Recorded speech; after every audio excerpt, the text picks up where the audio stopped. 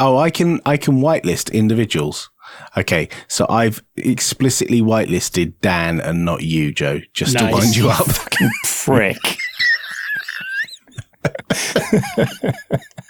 So if you ever want to know when I was last online, you have to ask Dan, and then Dan can look at my profile, and then Dan can choose whether to tell you or not. That's going to be our whole history, is just screenshots of your profile.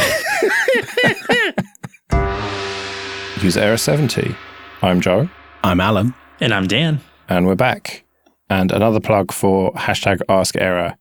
You can ask us those questions on Twitter or in Telegram, or you can email us, error.show/contact. We always like your questions. They can be about anything you like, whether it's Linux or technology or, I don't know, just random stuff. But let's start today then with a question about Linux. If it wasn't for security through obscurity, would Linux really be a more secure desktop than the likes of Windows? Is it simply because there are a small number of users that it is more secure than Windows?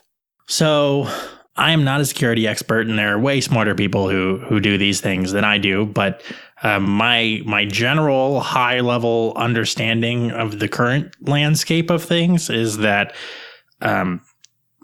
it's actually terrible, and security is not good. But we have lots of plans, and we're working on making security better.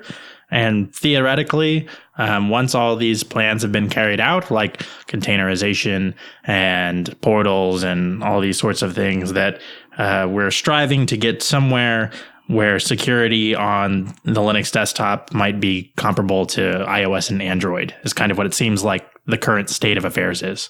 Are we talking security like in the current time, or are we talking security looking back over history of all the horrible things that have happened on Windows when you compare Windows and Linux? Well, either. Let's say for argument's sake, we are talking about back in the, I don't know, Windows XP Vista days.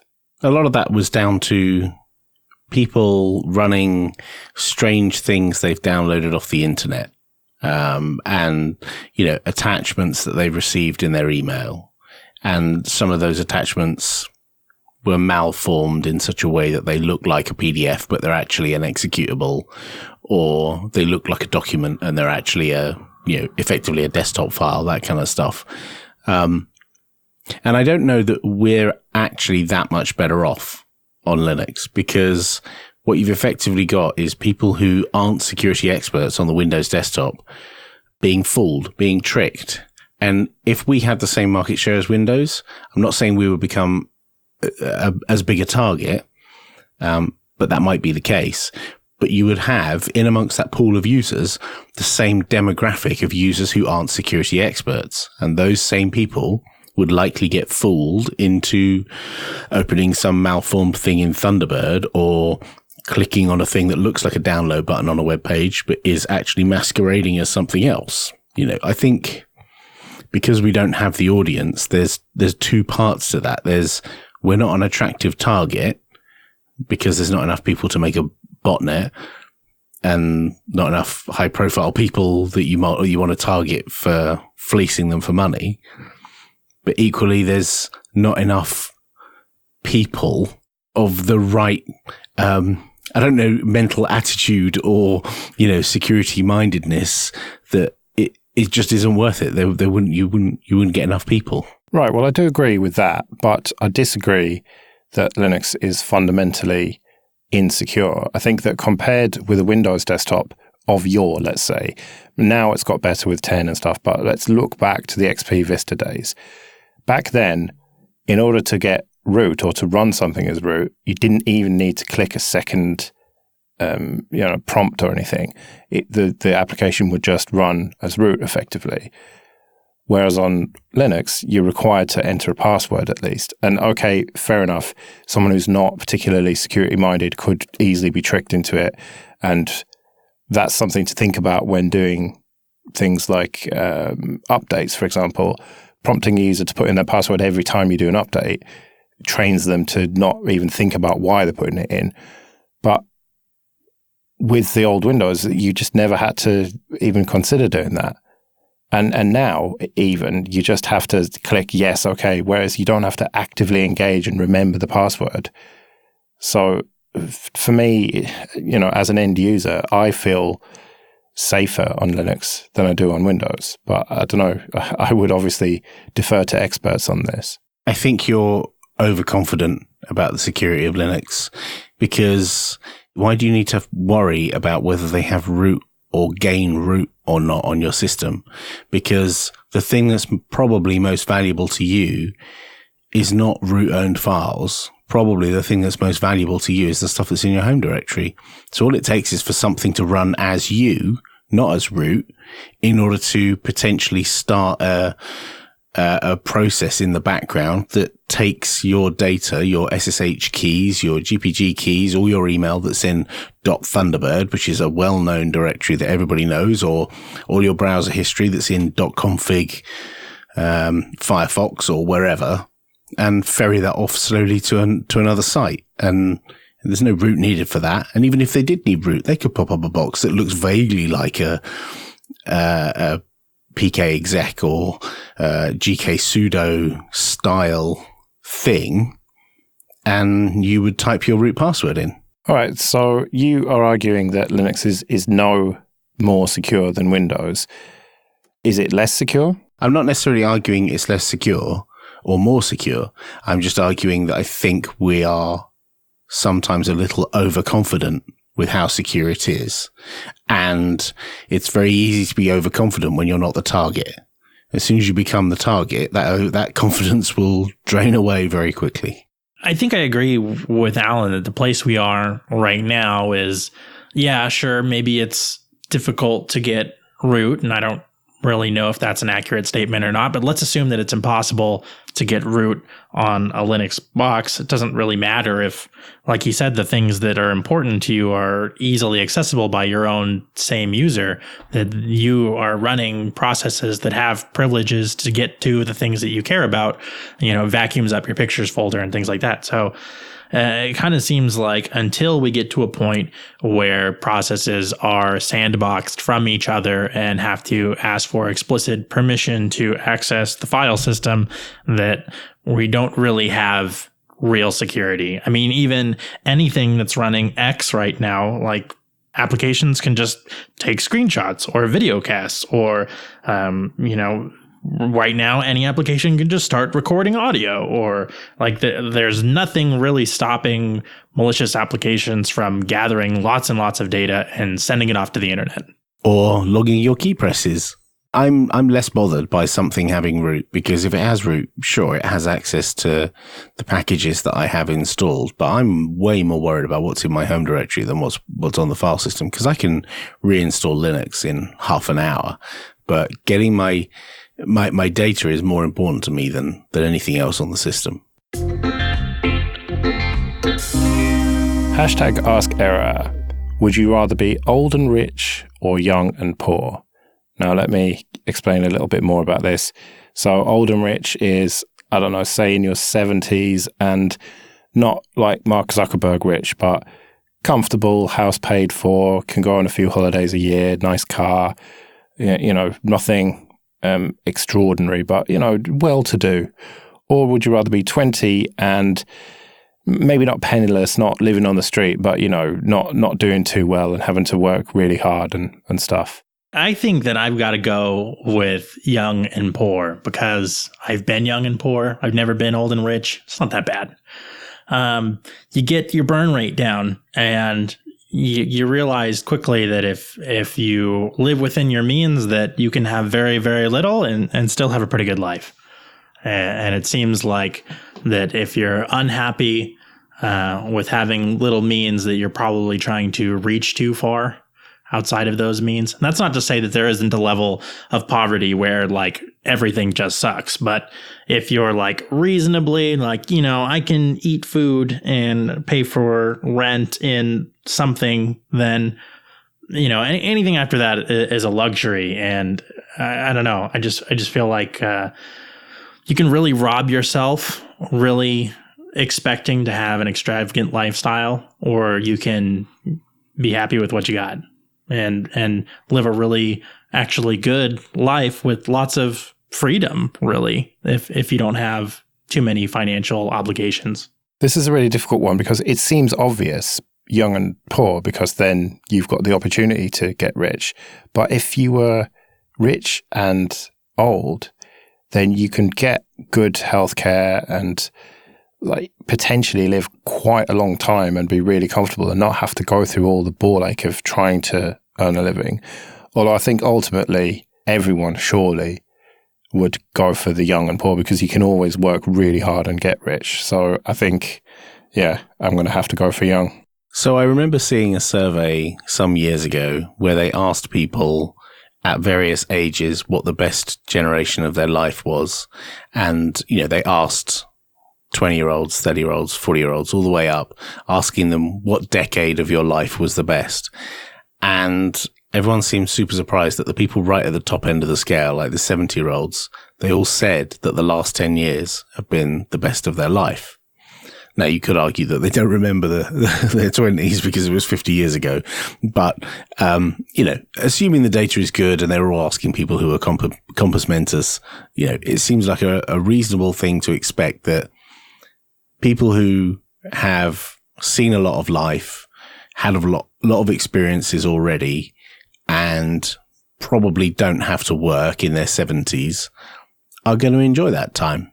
Maybe they've got children, maybe they've got grandchildren, maybe they don't. Maybe they're just spending their twilight years roaming the planet, or as my dad did, just walking down the local bar, having some tapas, enjoying the sun, traveling around a little bit, enjoying the outside.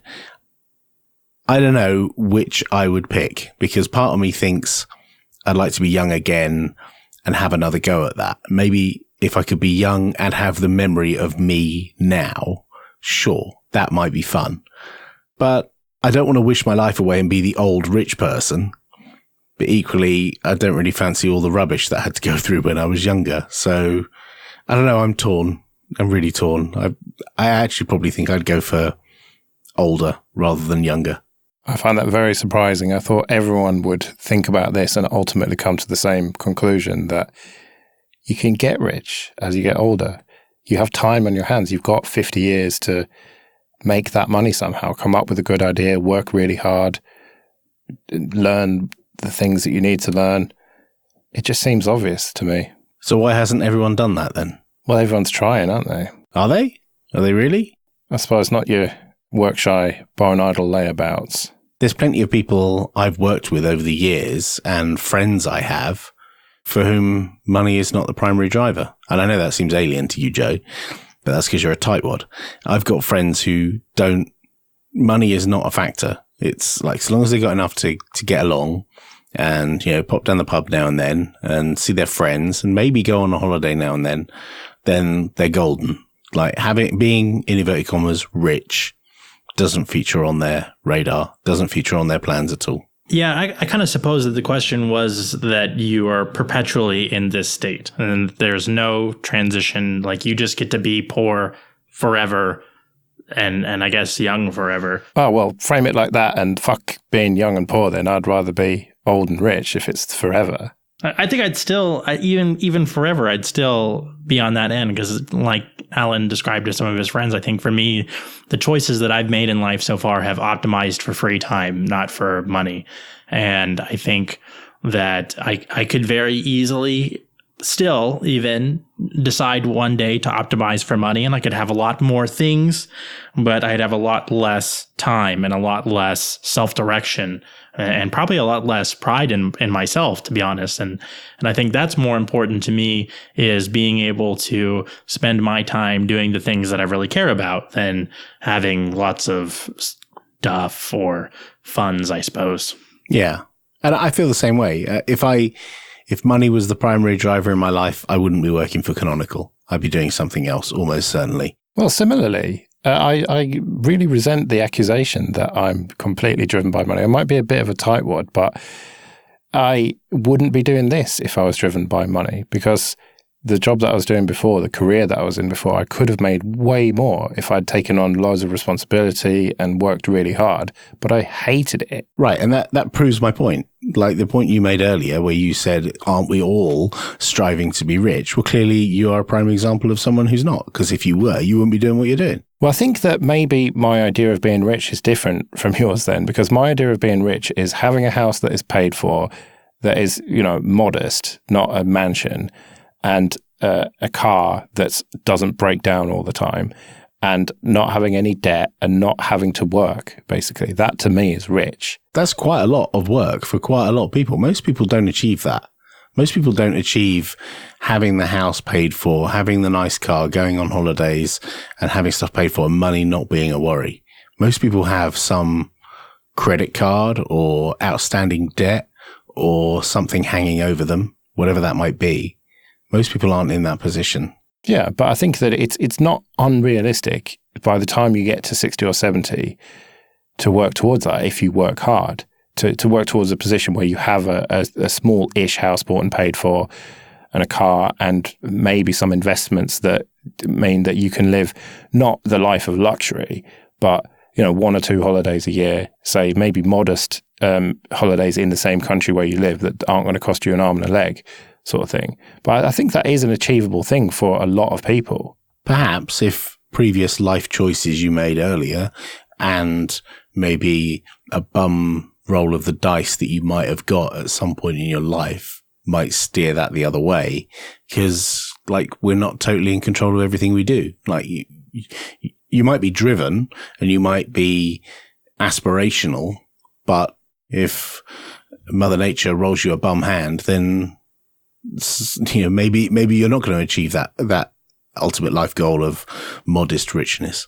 I kind of feel like that a lot of people that I've interacted with, and I understand this is a complete anecdote, but of the people that I know how they came to be in a position of wealth, it almost always starts with some kind of loan or inheritance or help from some close friend or family member or some kind of lucky roll that way, where they were born into an opportunity where they knew somebody who could help them. Yeah, and then they make the best of it, right? Yeah, so I don't know if it's necessarily true that a lot of people are in the position to be able to do that. I think there's probably less people than we think that are in that position. And I feel like I'm extraordinarily lucky in that I've known just the right people to be able to do the things that I got to do to be in the position where I am. I can name probably 1 or 2 very specific people that if I never knew those people or they never met me, then my life would have gone a completely different direction and I wouldn't be anywhere near where I am being able to even have the career that I have right now. I think it comes down to taking your opportunities, and some people call that luck. Some people say you make your own luck, and some people are just incredibly unlucky and don't get those opportunities. But I think if they come up, then you just have to grasp them and then work really hard, because even the people who are the children of rich people or whatever, if they don't work hard, then they generally don't stay rich. So I think that there is a lot of luck involved, but there is also a lot of hard work. What will the next form of social interaction online look like? We've seen, or at least some of us here have seen, BBSs and news groups and then forums and then social media. So the question is, what do we think is going to happen next? Or is this it? Is social media the be-all and end-all and the end game of social interaction online? It kind of seems like that we're in the very, very early days of more augmented reality-based social interactions. Do you guys remember when Pokemon Go came out?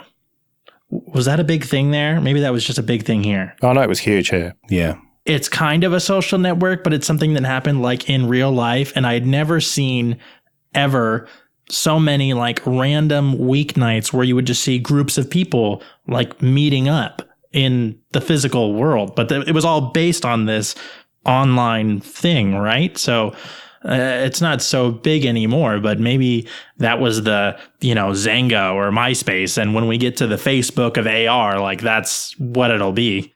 Damn it, you stole my my reply.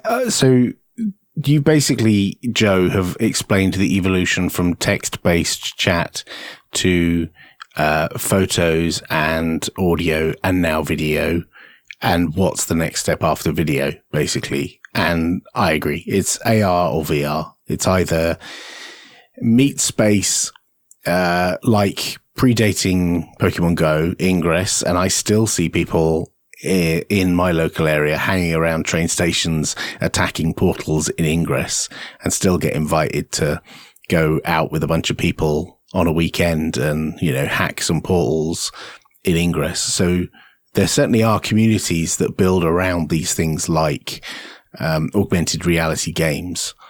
And I think it's either in Meet Space in AR or the Ready Player One style VR where people get together.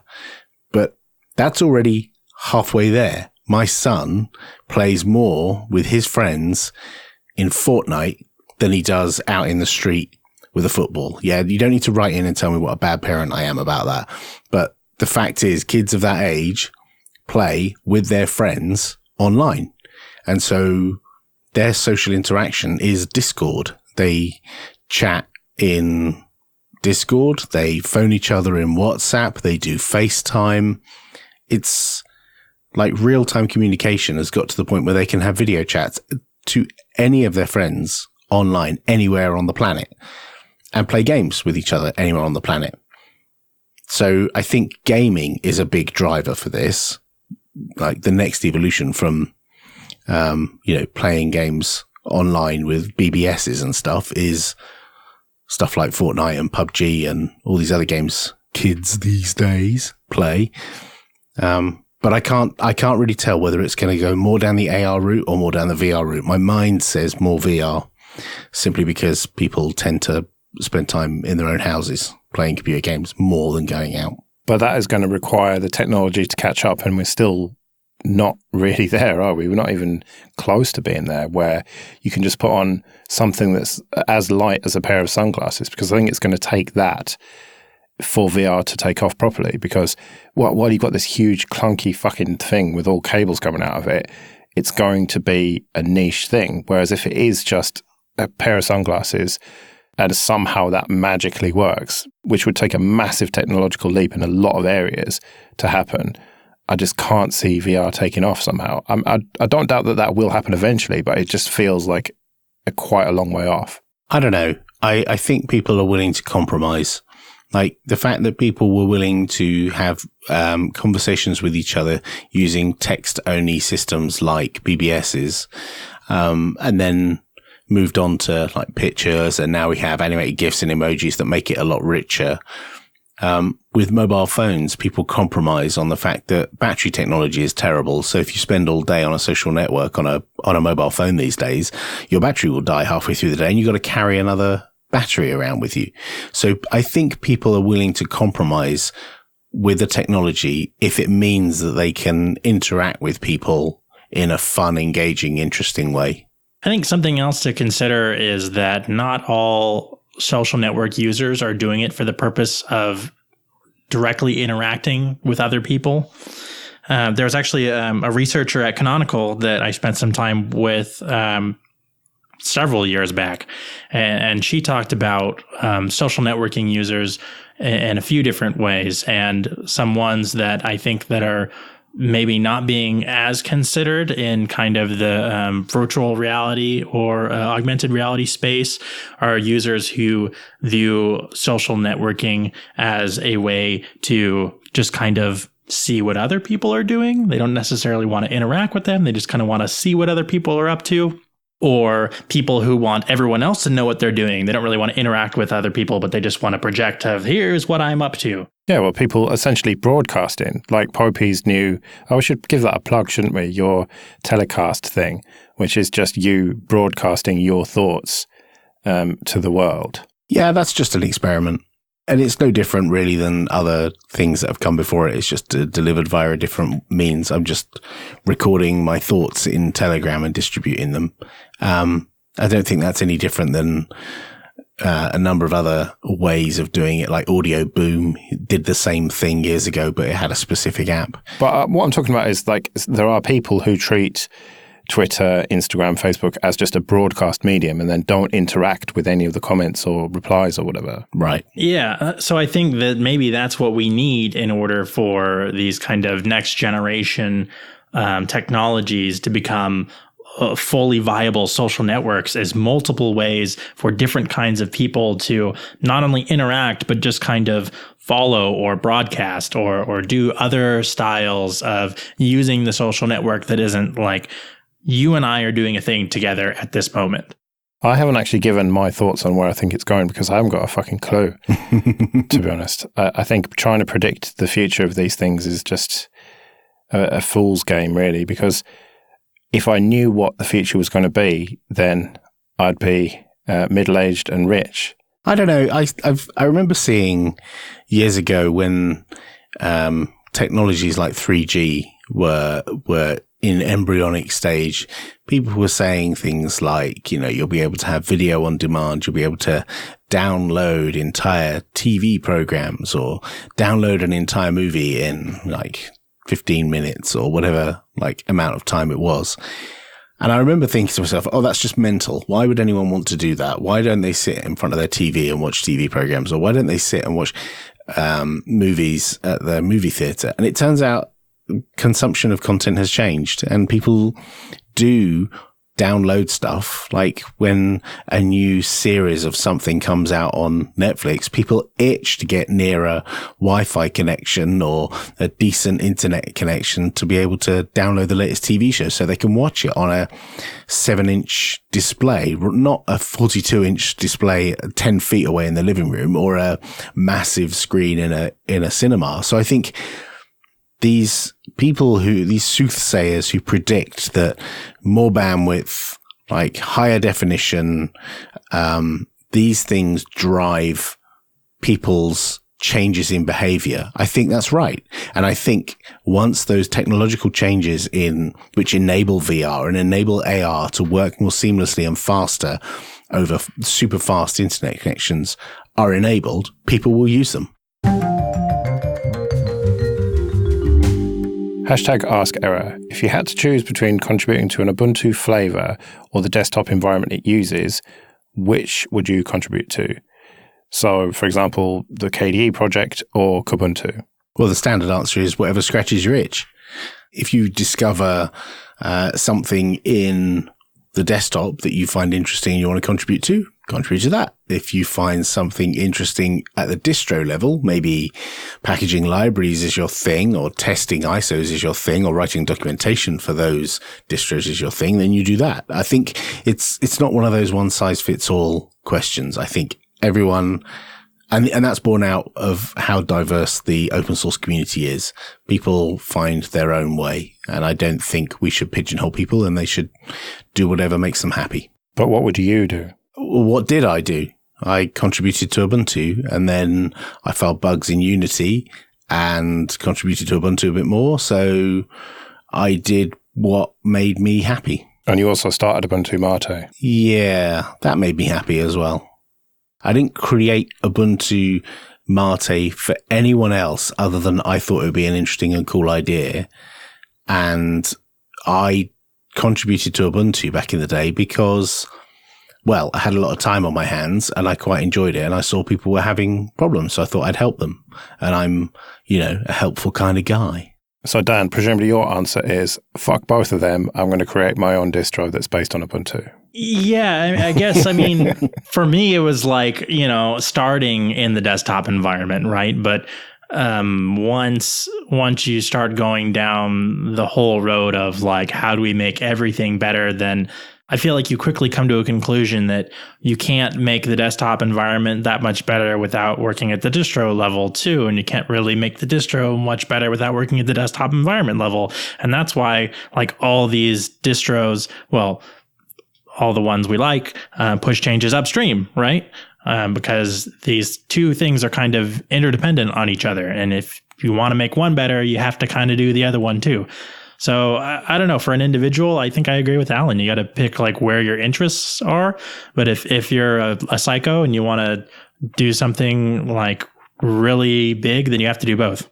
I think I would be inclined to go for the desktop environment because that will benefit the flavour, but it will also benefit everyone else. I suppose you could argue that if everything gets upstreamed, then everyone benefits as well. But, say you contribute to Ubuntu, then XFCE on Fedora and Arch is also going to get better. I don't know. Maybe I don't know enough about it, but my instinct tells me contribute to the environment rather than the distro. But your assumption there is that people do it for the benefit of other people. And often that's not the case. People do it to scratch an itch for whatever their own personal requirement is. So the question is more, what would you personally want to contribute to? What would scratch your itch? What thing that's broken would you love to see fixed? That if you spent a bit of time learning how to fix whatever that thing is, whether it's documentation or code or design or whatever, what would you fix? Screen tearing in XFCE. But I don't know enough about the technicalities of it to know whether that would be better suited to doing it just to XFCE, the upstream project, or focusing on Ubuntu and then hoping that the side benefit of that would be that all XFCE distros would benefit from it. So I don't know. But again, my instinct is work on XFCE, but I don't know. I think a bit of research would figure that out. Probably.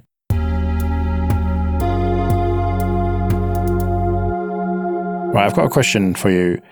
Do you need to structure your free time in order to not waste it? Or is it good to waste your time sometimes? I was thinking about this the other day. I pretty much had a few hours off work for various reasons. Or, well, a few hours where I didn't have to work. And I ended up wasting that time just talking to my friend, just about random shit, basically. And at the end of it, I thought, there was stuff that I'd planned to do for this free time. And just as a result of chatting to my friend, who I hadn't spoken to for a while, I just didn't get anything done. And it felt like a waste of time, but then it didn't because I caught up with a friend who I hadn't spoken to for a while and I felt good because of that. And so I do often find myself, if I ever have any free time, just feeling like I've wasted it. So I don't know, should I structure it more? Do you guys structure your free time more? I guess that's kind of an odd question for me because kind of all of my time is not really free time, but it's all kind of at my discretion, right? So, it's hard to decide what's free time and what's not free time. But I guess you have to have some kind of structure in some kind of way, right? Without any kind of structure whatsoever, you'd never accomplish anything. So there has to be some kind of at least direction. But I feel like when it comes to like completely non-working time, if that's what we mean by free time is time that I'm not using to do work-related tasks, then I would rather have it be as spontaneous as possible. I feel like when I'm off of work, that the last thing that I want to do is like plan or be in charge of something. I'd rather someone else even plan it if they want to do that. But I think for my time when I'm not working, that I don't really care if it's like wasted or not, because it's time that I'm taking to just kind of do things that are enjoyable. And if things are enjoyable, then I accomplished my task. Otherwise, there's not really things that I have to like specifically do in my free time. I guess there's different ways of measuring what you define as wasting time, and everyone has their own measure of whether the thing they're doing in their spare time is a good use of their time. I've just had a week's holiday and we shared a villa with a bunch of people who I don't hang out with very much. And it was interesting seeing how other people spend their time and how other people behave when they're on holiday or away from work. And for me, if I'm busy at work, when I go on holiday, I want to switch off and I don't organize anything. I leave it up to everyone else and I'll just tag along. So, if someone wants to organize going to a restaurant, then I'll come along and I'll have fun. I won't sit on my own or anything, but I'll dial my brain down a bit during holiday because I don't want to be doing organizing of stuff I'd rather someone else did that. Whereas there's another guy who's works in the finance industry who came with us, who reads a lot of documents while he's on the day job, and on holiday he's got a book with him and he's read like 3 pages because he finds it quite a chore because he reads all day at work. So I guess it depends what you define as productive use of your spare, in inverted commas, time. But it reminds me very much of there was a Mitchell and Webb sketch where this guy dies and goes to heaven, and he's at the pearly gates, and I think St. Peter or whoever is at the gate and congratulates the guy for achieving his life's work of winning at solitaire, 8,000 times. And the guy's like, "What? That wasn't my life's work." And he says, "Oh, really? Well, it was the single thing you spent the most amount of spare time doing." So, I think it really depends on how you define what spare time is and what you consider a waste of that time. Because I could consider that the amount of time I spend in Rust, which is nearly 800 hours of my life now, is a waste, but I enjoy it. So is it a waste? 800 divided by 24, 33 days of your life. A month of my life. So that's 1/12 of the 40-something years I've lived. Just 1 month I've spent playing a single video game. Yeah. And if you do get genuine enjoyment from it, then it's worth it, surely. Yeah, totally. So is sitting there just playing bad versions of AC/DC riffs over and over again, does that count if you have fun doing it? Or is that a waste of time? Have to wait till you get to the pearly gates and see when you're judged, Joe.